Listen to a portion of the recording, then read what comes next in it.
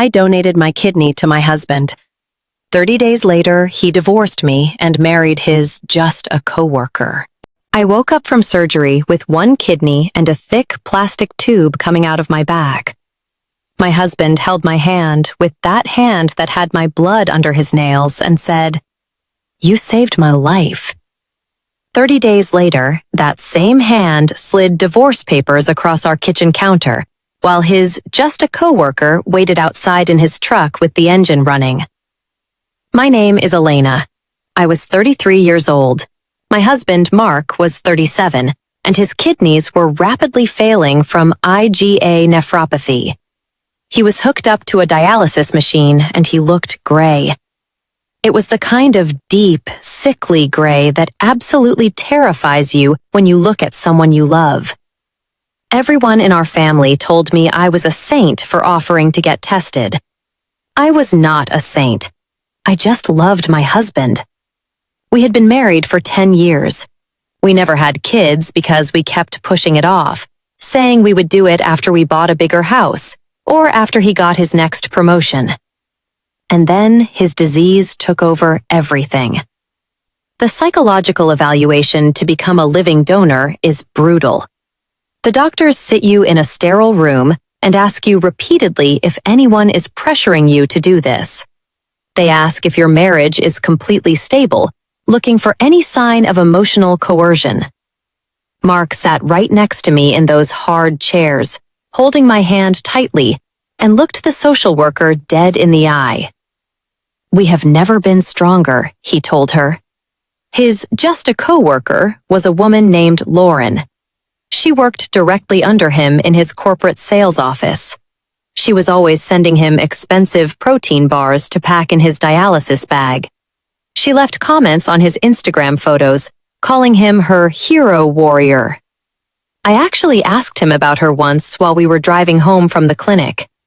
"Jesus, Elena, she is just a coworker," he snapped at me. "Stop being so insecure while I am literally dying."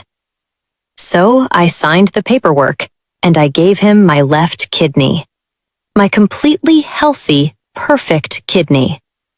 The first intensely dark scene is the one you never see in those inspirational hospital videos online. It is the moment you wake up. I physically could not breathe. They had cut through a massive wall of core muscle to extract the organ. I had a heavy surgical drain stitched into my side. Mark was only 2 beds down from me behind a thin privacy curtain, and he was already laughing and making jokes with the nursing staff. I could not even sit up unassisted for 2 entire days. Lauren sent a massive bouquet of expensive flowers to his room.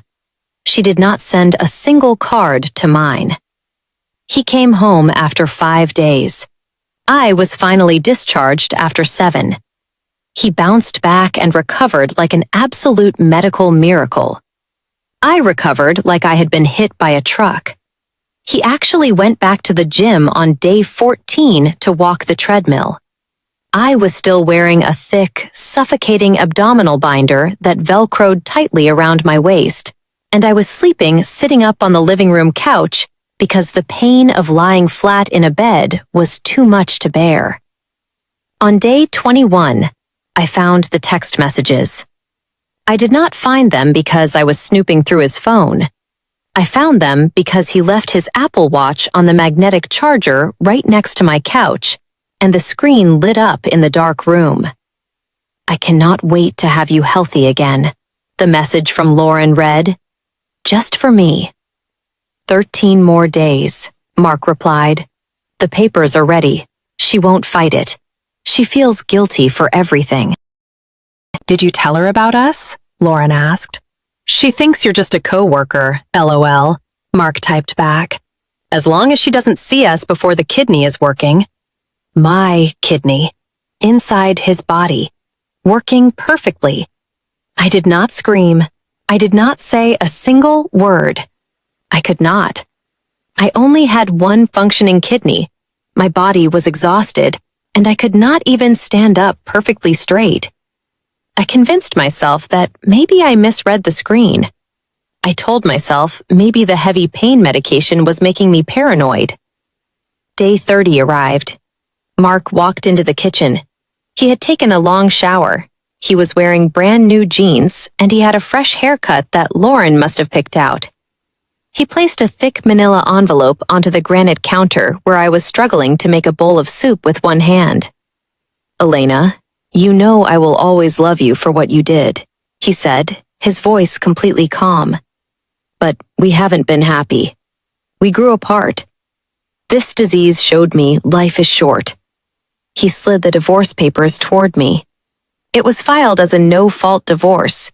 He wanted to keep the house entirely for himself because his doctor said he needed a stress-free environment for the transplant to properly take. He wanted me out in 30 days. I stopped trying to open the soup. "Where is Lauren?" I asked quietly. He actually flinched. He looked toward the front window, and then he looked back at me. "She's outside," he said. "We didn't want to overwhelm you." That was the second scene that broke me.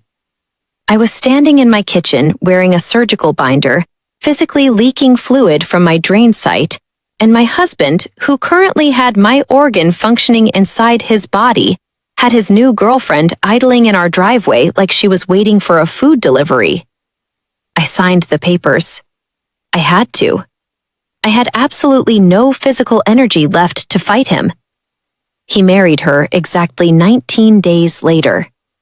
It was a small courthouse wedding. He posted a picture of it on his Instagram. He looked incredibly healthy. He was tan. My kidney actually made him tan because his blood was filtering properly and he could finally go outside in the sun. The caption underneath the photo said, "Finally started my second life with my person.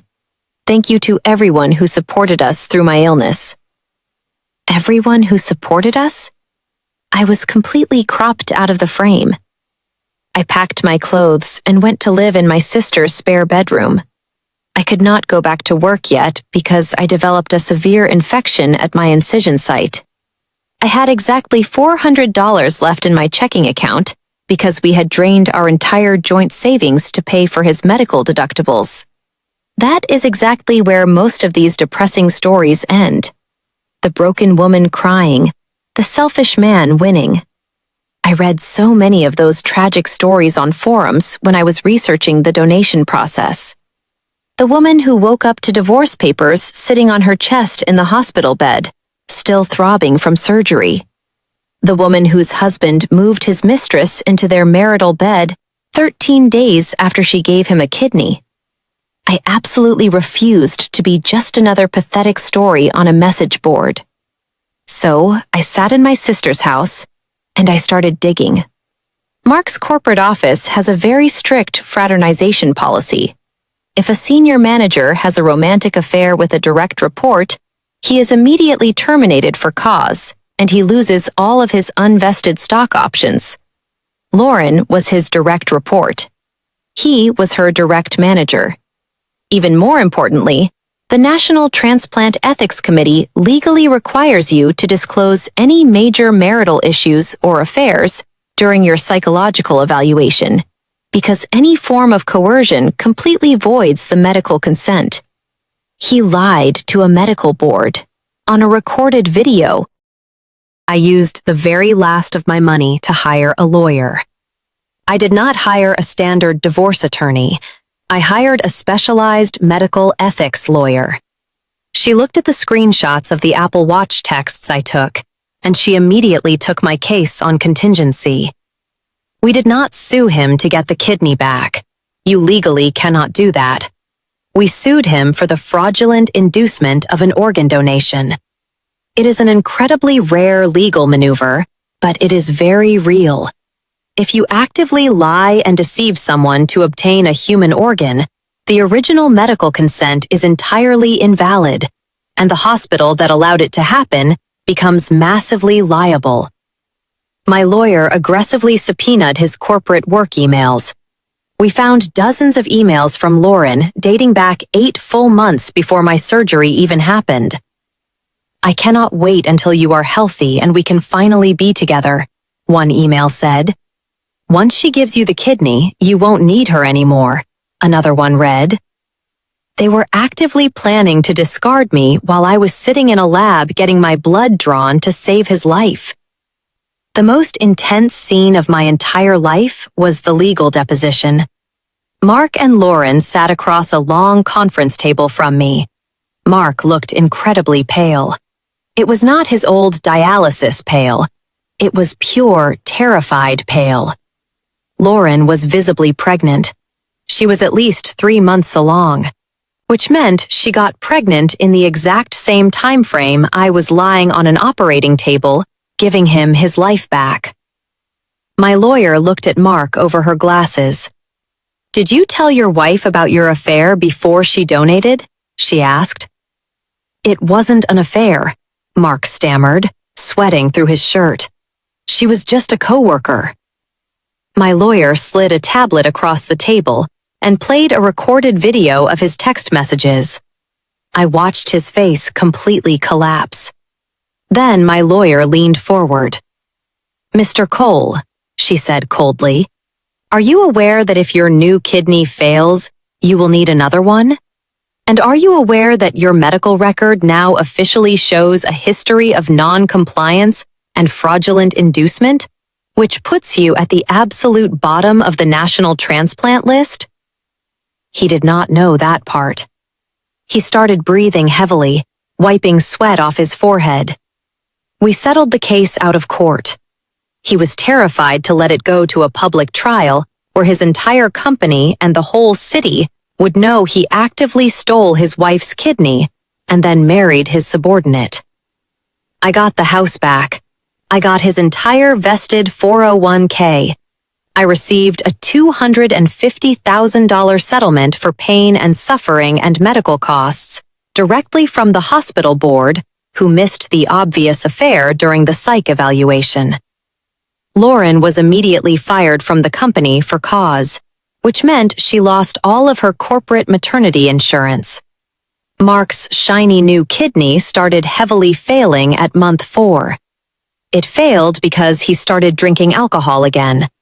Lauren had stupidly posted a picture of him holding a heavy glass of beer at their wedding reception, which is a massive, direct violation of the strict post-transplant protocol. My lawyer had simply forwarded that exact photo to his lead transplant surgeon. He called my cell phone last week. He was full-on crying, begging me to listen. He told me he desperately needed a second kidney. He said Lauren packed her bags and left him the moment she found out his organ was failing again, because she refused to be stuck raising a baby with a sick husband. "Elena, please," he sobbed into the phone. "You know what it's like. You saved me once." I was standing in the kitchen of my house, the house I won back. I looked at the faint surgical scar visible in the hallway mirror. I only have one kidney left, but it works perfectly. I am completely healthy. I actually ran a half marathon last month using just that one kidney. I listened to him crying on the other end of the line, and I kept my voice entirely flat. "Mark, I saved a man who told me I was his whole life," I said. "That man died exactly 30 days after surgery. I don't know who you are, and I only have one kidney left. I'm saving it for someone who actually loves me." I pulled the phone away from my ear and ended the call. I went into my settings, blocked the hospital's area code from my contacts, set the phone face down on the granite counter, and walked into the living room to sit in the quiet.